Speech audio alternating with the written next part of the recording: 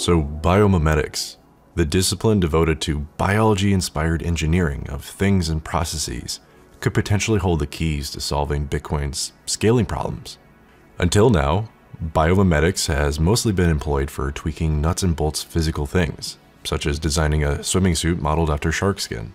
But I think recent breakthroughs in biomimetics could hold the key to helping Bitcoin overcome the architectural challenges facing it. As it stands, if Bitcoin is able to surmount these challenges regarding scaling, well, that means that we have a system that is more secure, more decentralized, and now cheaper and potentially faster than the legacy systems.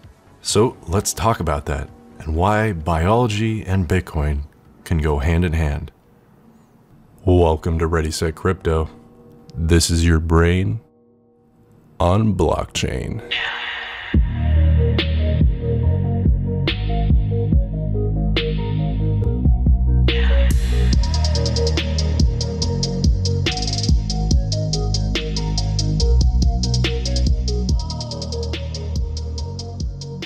So before we get started, I just want to say thank you for watching my channel. It's an honor and a privilege that you would watch my content, and I'm committed to making my content even better in 2019.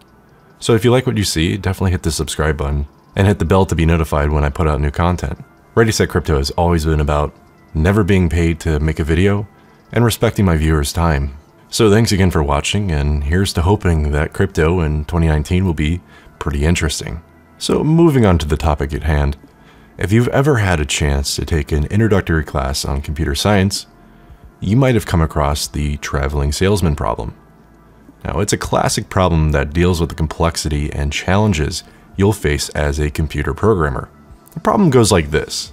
Given a list of cities and the distances between each pair of cities, what is the shortest possible route that visits each city once and returns to the origin city? Stated another way, imagine you're a salesman and you need to visit different cities to sell your product. You want to visit a set amount of cities where the number of cities is denoted N, and you only need to visit them once. You're trying to sell your product and you don't care what order they're in. Your only goal is to minimize the distance you need to travel. Basically, you're trying to minimize the airfare or the train tickets or whatever. Now, while on the surface this seems like an easy problem that maybe Google Maps can help you solve, this is actually a very tough lesson in optimization, something that we care a lot about in blockchain. Optimization in this sense means that a solution is cheaper, shorter, or faster. In graph theory, this problem is known as a Hamiltonian path. So let's demonstrate why this is hard. Because again, it might seem on the surface that it's kind of an easy problem. And trust me, I know math can be a little bit scary at first, but I'll do my best to help you try to understand what we're talking about here. So when you have n cities, where again, n is the number of cities, you have n-1 factorial possibilities laid out in front of you regarding your possibilities of how you could travel to each of them. So when n equals 10 cities, that means there are over 180,000 combinations to try. Remember that it's n-1 factorial possibilities, so it's 9 factorial, and we divide it by 2 because we don't want to count the possibilities that are basically just a route we've already calculated just going a different way. So our total possibilities when n equals 10 is 181,440. Suddenly, this is not a fun little puzzle and is actually a monster. We classify this type of problem in computer science as NP hard, which means that even if you broke up the problem into smaller bits, as engineers like to do, the subproblems are still as complex as the original problem. To save you the effort, no, there is no simple mathematical formula to find the most efficient route for our salesman in the traveling salesman problem. Instead, you'll have to calculate the length of each route and figure out which one is the shortest. And yes, as you can probably tell, that's a very expensive process, having to calculate everything basically. What's worse, and why we classify this problem as being so complex, is that for every city you add to n, the problem becomes exponentially harder. For example, n equals 4, and there's only 3 different solutions to consider. But if n equals 6, now there's 360 to consider. And like we said, once you start getting into the double digits for n, the possible routes become enormous. So, as I said, the traveling salesman problem is classified as NP hard, meaning the problem gets harder exponentially. I could also think of cryptocurrency mining as loosely resembling that complexity scheme. The more hash power that's added to the network, the more complex the problem becomes. Because we deal with these kind of problems in cryptography, which deals with security and, in our case, the efficiency of the blockchain network, we're obviously very concerned with solving these problems as quickly as possible. So that's why I want to talk to you about an interesting development that recently was shared that deals with this very proposition. We learned that researchers from Keio University built a device for solving the traveling salesman problem. What's interesting is it's not a device of hardware using some sort of algorithmic solution. They used an amoeba. That amoeba is the Physarum polycephalum slime mold. Physarum polycephalum is a very simple organism that does two things. It moves away from light and it moves towards food, just like my reclusive brother. Evolution has made this amoeba abnormally efficient at both of these things. That efficiency is exactly what they utilized and exploited to solve the traveling salesman problem faster than traditional algorithms. They orchestrated their experiment in such a way that the amoeba would extend into channels, and those channels represented cities. Extending into a channel representing a city affected the likelihood that a light would go off in a channel representing the next city in the route. The further away that city was in the model, the more intense the light would be. So what does that mean? Well, essentially, instead of having to calculate every individual path like traditional algorithms would do, the amoeba just passively reacts to the conditions it is presented with.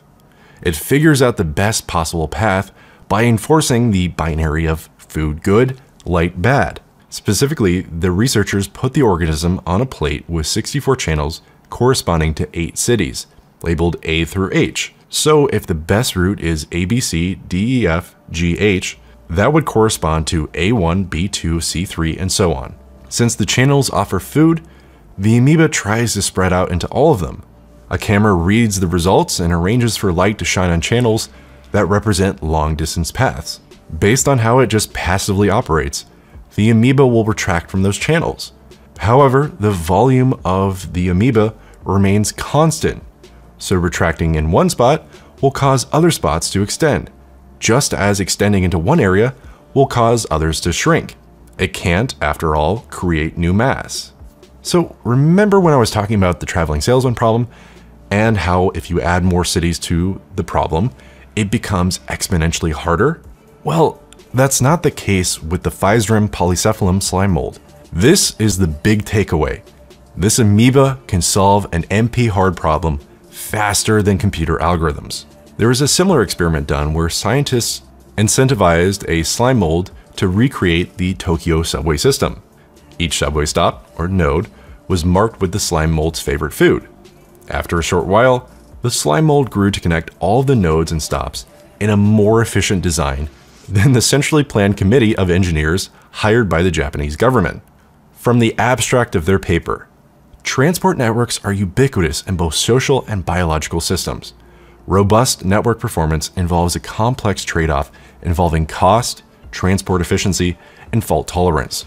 Biological networks have been honed by many cycles of evolutionary selection pressure and are likely to yield reasonable solutions to such combinatorial optimization problems. Furthermore, they develop without centralized control and represent a readily scalable solution for growing networks in general.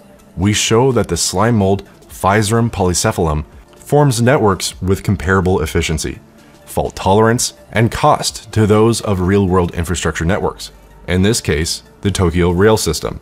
The core mechanics needed for adaptive network formation can be captured in a biologically inspired mathematical model that may be useful to guide network construction in other domains. So when you think of the costs and complexities involved in such an infrastructure project as the Tokyo rail system, it's quite sobering to realize that a slime mold can design a better network in a single day.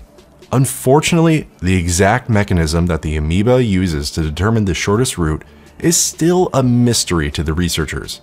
So no, you won't be able to mine Bitcoin with amoebas anytime soon. But if they can figure out exactly how the amoebas work and translate that into code, we could see this trick used for all sorts of difficult computational problems. In a way, it would do to computer security and cryptocurrency what graphene has done to material science. One small amoeba could change the face of computing forever, just like Satoshi.